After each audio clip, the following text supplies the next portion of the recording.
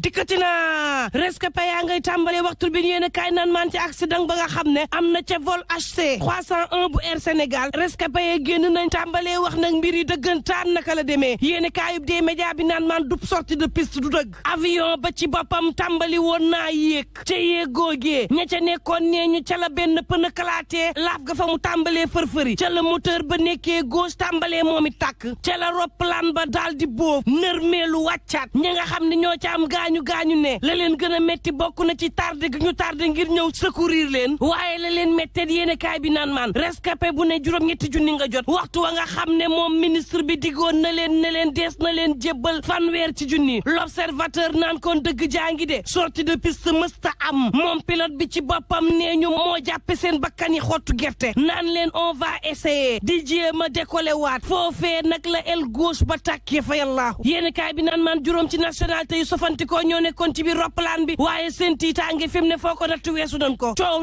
li turbine yéene kaay naan maan mooy coowal suuf lu toll ci ñetti téeméer ak juróom-ñaar ci ay conflit ci suuf te xam ne kenn réglé ko ci réewum Sénégal mi ngi fi Ndakaaru moom lu toll ci juróom fukk ak juróom-ñett ci kaa mi ngi fi Thiès fanweer ak juróom ci kaa Sédhiou ñaar fukk ak juróom-ñeent ca Kolda ñaar fukk ak juróom-ñaar ñii ñëpp nag di ñoo xam ne dañoo am ay litige bëgg ku leen ko saafaraal France tension yi nga xam ne ñoo gën a métti gën a tàng ci wàllu suuf Ndakaaru jël Jóob Sàngomar la féetee amu génn diiwaan ci réewum Sénégal goo xam ne crise bi am ci wàllu suuf ci Sénégal laalu la Le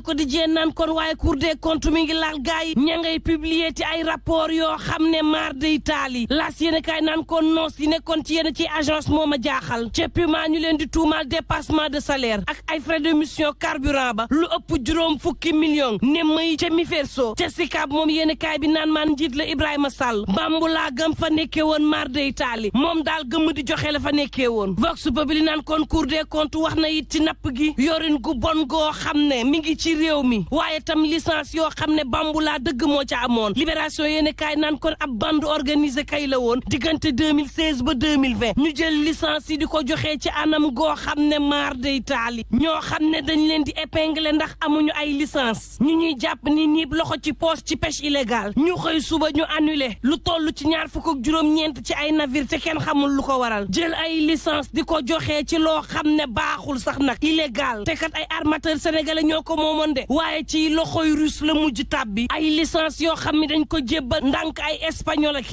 ay français ci loo xam ne dara jaaru ci yoon fii ci Sénégal moom bari ci bato yoo xam ne lañu yoreel gafa nguur gi kenn xamul nu mu toll waaye fu ñu toll seen autorisation dem nappi moom day taxaw ci table bi boobu Walf Quotidien naan man bu leen fàtte ni président Diomaye weer a ngi nii mu def ko ci bopp réew mi diggéeye toll ci projet Vox Populi naan ko déet moom gouvernement gi kay def na bilangu boppam weer gannaaw bi nga xam ne moom président Diomaye sédd nañ ko réew mi yéene kaay bi naan juróomi conseil des ministres am na fi juróom-ñaar fukk ak juróom-ñeent ci ay dictal toll ci juróom-ñaar fukk ak juróom-ñeent ci ay thématique it am na fi ay yàkkamtee fi am rek waaye lu ëpp téeméer ci ay intervention ciblé nañ ko de te ñang ca ne saraax daal di jëm moom bureau informaticien bu gouvernement bu réewum Sénégal daal dinay wane acte yi njëkk yi nga xam ne def nañ ko yéene kaay bi naan maan RTS moom soppi nañ jiit Pape Alé Niang ni ki démb installé nañ ko nee na RTS la bëgg a jur booleeg sénégalais yi ca CDC Fallou Keita daal di fay riigu ne fas na yéene gas lañ bët la fay jafe-jafe mu saafara ka Sud Quotidien naan kon leneen a ngi de exploitation phosphate ga ca Matam dëgg la yéen a joyanti ko am na waaye autorité yi nañ dëgg ne blocage am na ca laas naan fa nar a am blocage kay mooy ca aj ga moom Ousmane Sonko day nee na raxas rek ña doon tappale di bokk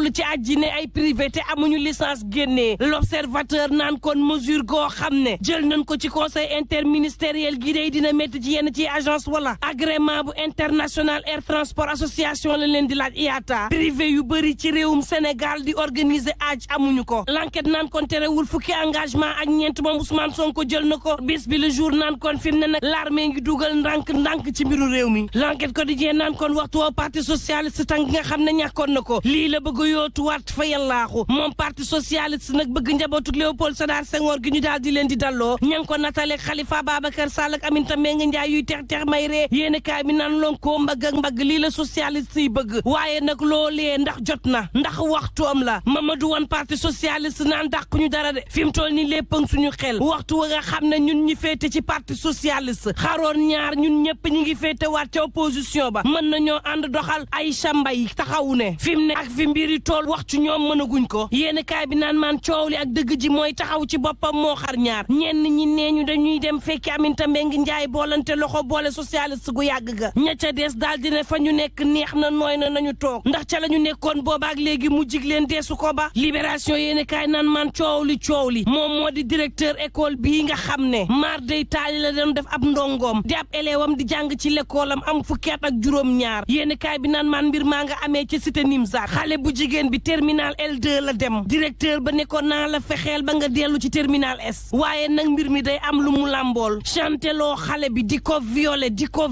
di violé ndongo bi ndax ndongo bi terminal S daal la bëggoon delluwaat violé xale bu jigéen bu am fukki at ak juróom-ñaar ba mu jël ca ëmb waxtu wa njëkk woon nag da koo weddi woon waaye ban ko tëñ-tëñalee ak i laaj ci la xam ne dëgg la moo ko def waaye nag xale bu jigéen bi ci boppam moo ko doon provoqué ak lu mën a mbokk yi ñu ñaan jàmm te yendoog jàmm